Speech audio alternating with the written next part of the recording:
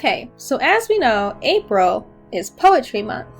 So for this last week, we are going to be talking about how to analyze poetry, how to write poetry, how to read poetry. We're going to live and breathe poetry.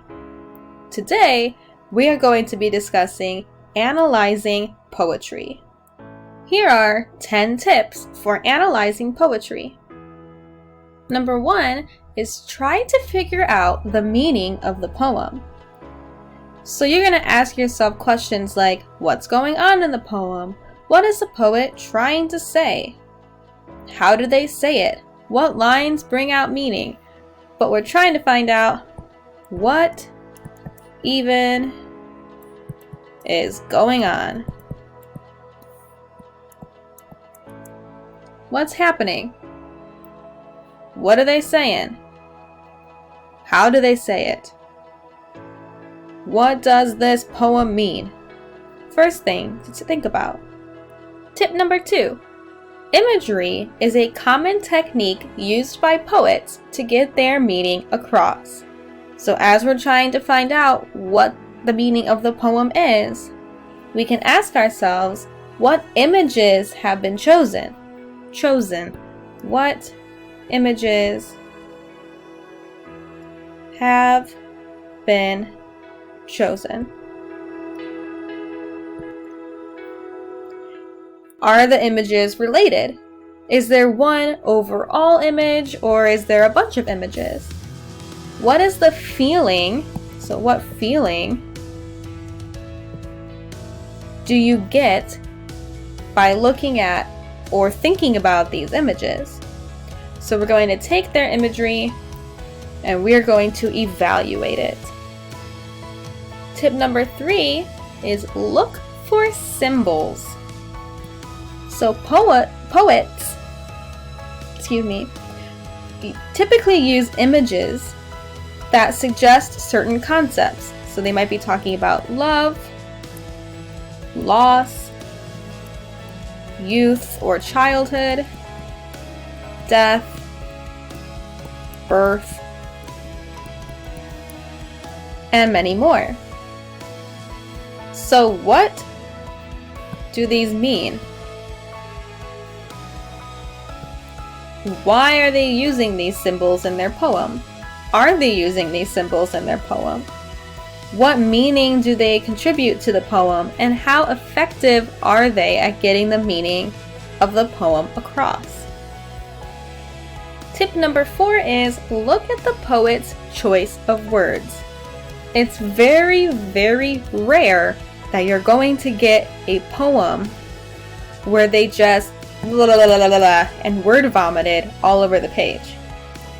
Each word or phrase that a poet uses has meaning. It means something. It's very important to the poem, to our story. So our goal is determine why the poet used these specific words and not a different word. How do the words contribute to the rest of the poem? Look for words. So look for words that are repeated.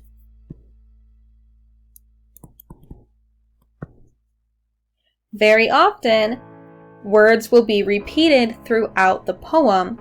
Those are words that are the most important. But why are they the most important? What effect does having repeated words add to that specific poem?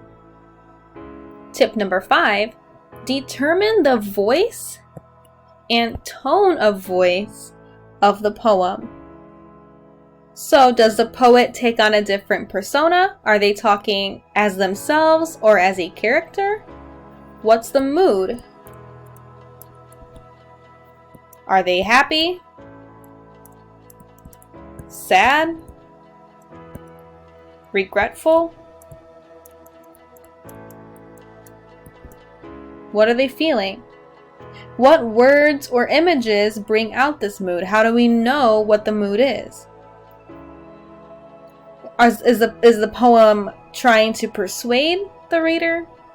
Are they trying to persuade? Are they trying to amuse the reader? Make it funny? Are they reflecting either on themselves or on the world or something around them? What is going on in the poem and how does it make you feel? Tip number 6, determine if the poem has a storyline. So to figure this out, you ask yourself, are there conflicts? If so, are they resolved? Are the characters shown fully or in part? So what's a character? What role do they play? Is there suspense? Is there a story, or is it just talking to you? Tip number 7 is look for a rhyme scheme. A lot of the times in poetry, there is a rhyme. So let's say we have our poem, blah blah blah, and this sentence ends with the word hold.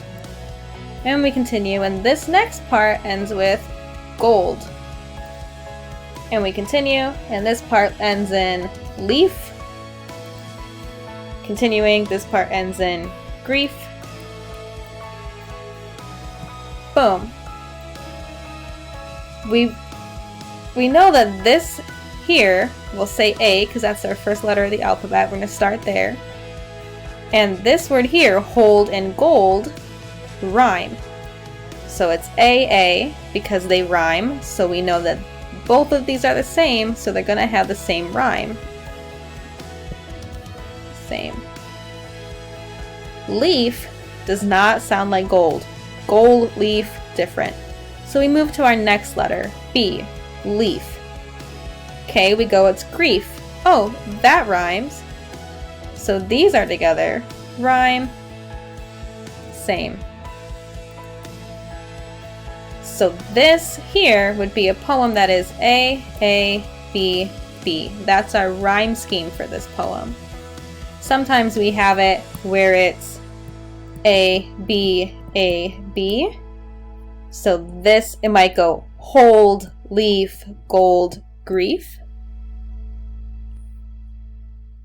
It could be, A, B, B, A, where it'd be hold, leaf, grief, gold. Or sometimes it's A, B, C, D, and there is no rhyme. It's free verse, there's no rhyming scheme.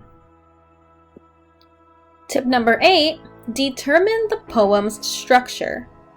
So is it in a regular stanzic form, in an irregular form? If it's irregular, why? So a regular stanzic form means that we're writing, I'll change colors actually. So it means that we're writing, and then our next line starts here again, and then here again, and then it keeps going, all fitting in the same page. But sometimes, if this is our page, we might have it go right, and then it indents, and then it comes back, and then indents some more.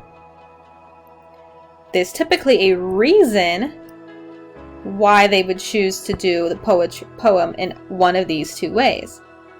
What is that reason? Why do you think the poet chose to write like this or chose to write like this?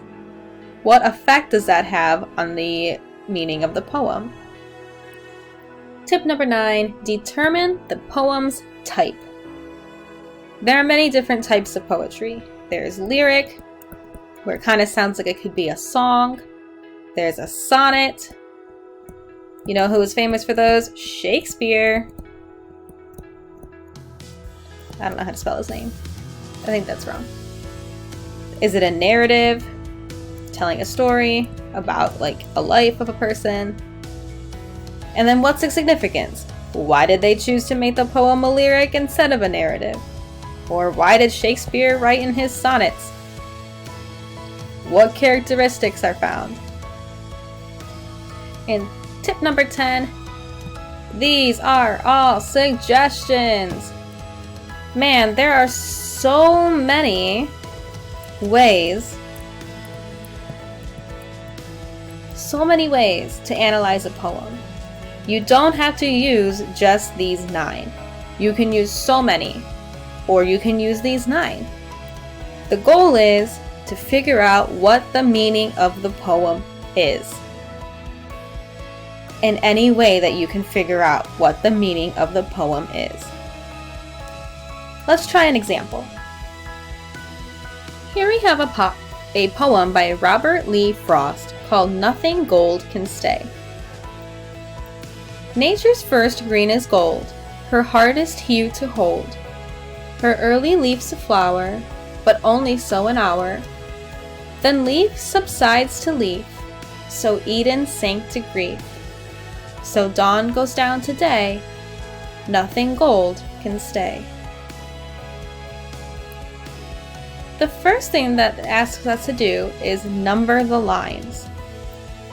So we know nature's first green is gold, that's our first line. Our second is her hardest hue to hold.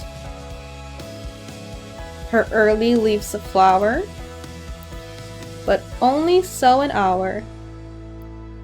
Then leaf subsides to leaf, so Eden sank to grief. So dawn goes down to day, nothing gold can stay. The second thing they want us to do is label the rhyme scheme. That's our, is it A, B, A, B? Is it A, A, B, B? Is there no rhyme scheme? What's going on?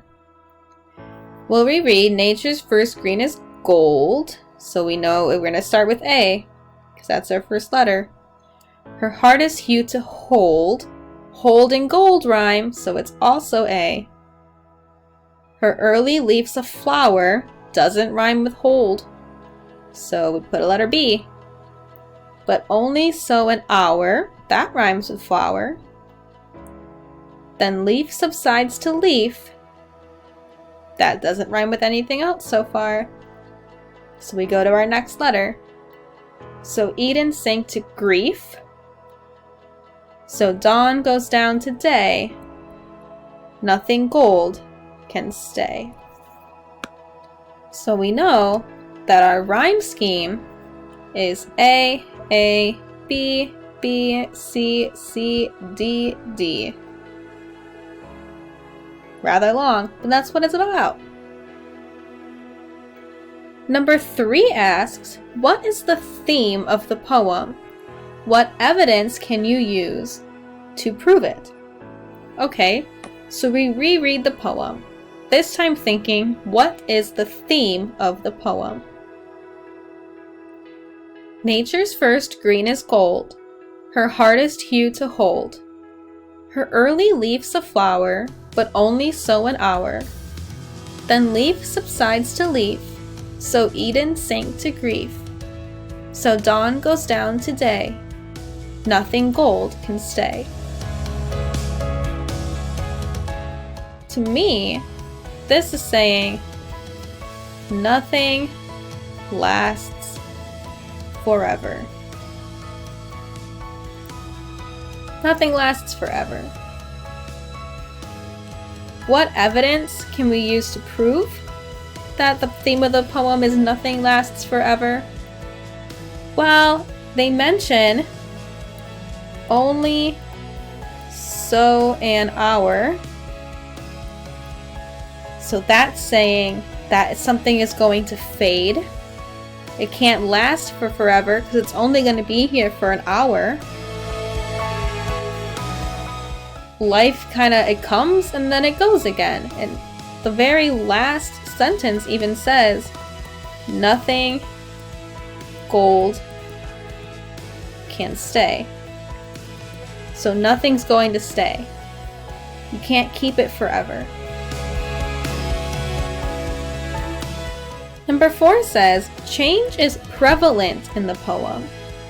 What are some examples that show change? Well, if we read it,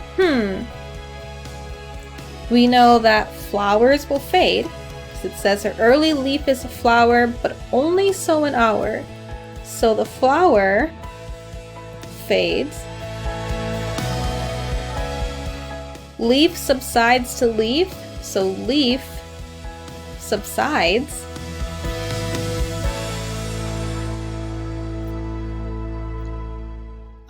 Dawn goes down to day, so nighttime. Night to day.